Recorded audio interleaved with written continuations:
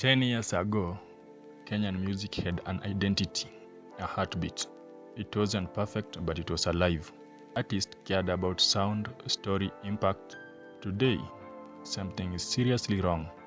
Mediocrity is trending. Real music is rare. And the worst part is, the corporate world is smiling while it happens. Kenyan celebrities are now 9 to 5 jinga kushinda danda na D class. Yo. Performers of chaos, not music. A musician drops a horrible song on Monday, and on Friday, boom, brand endorsements. Because it's no longer about talent, it's about attention, about virality.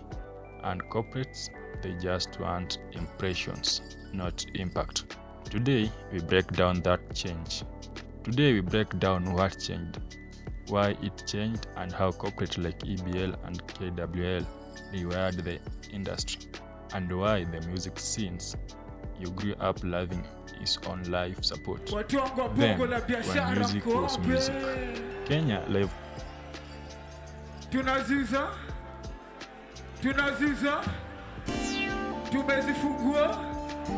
tumezifungua, wejichukulie kwenye Concerts, Safaricom Niko na Safaricom tours.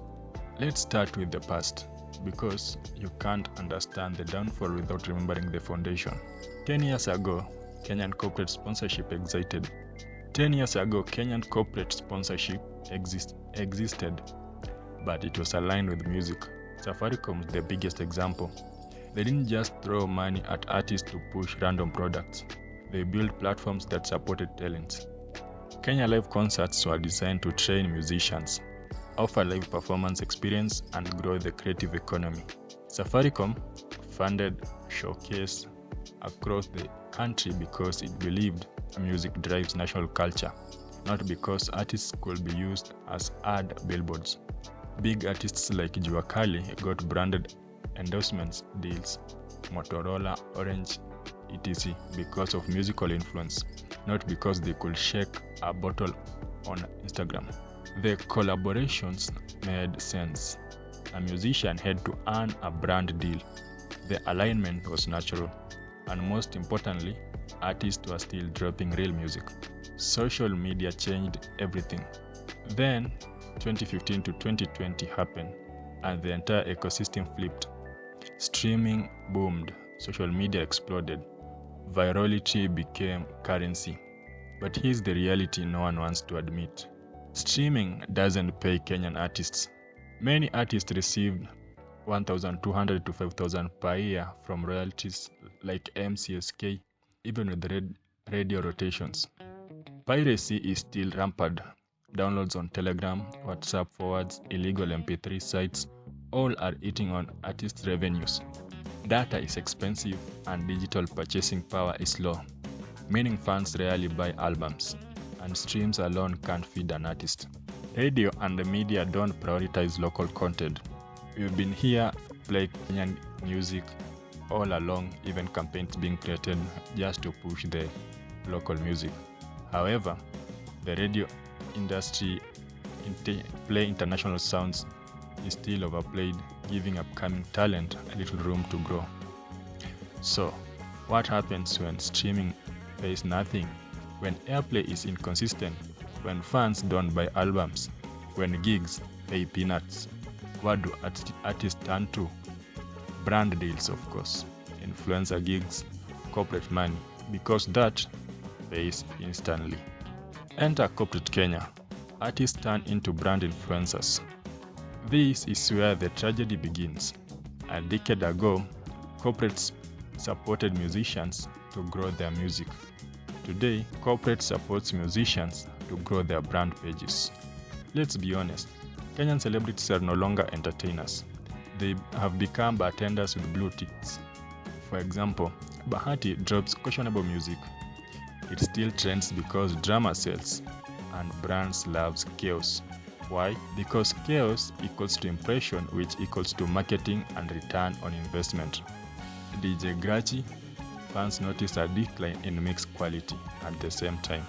Here is everywhere, shaking Smirnoff bottles like Mixologist of the Year.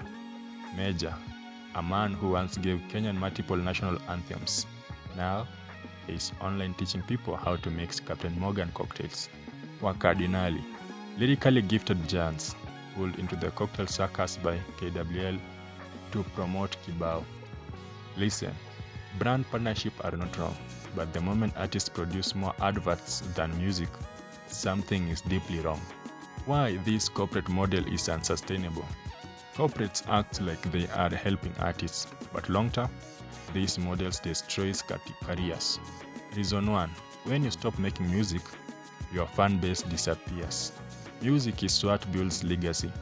Content builds short-term attention. Attention fades fast. And in the era of shorts, the concentration span of a listener just it's a moment. You stop creating content, you disappear on the face of the internet. Reason 2.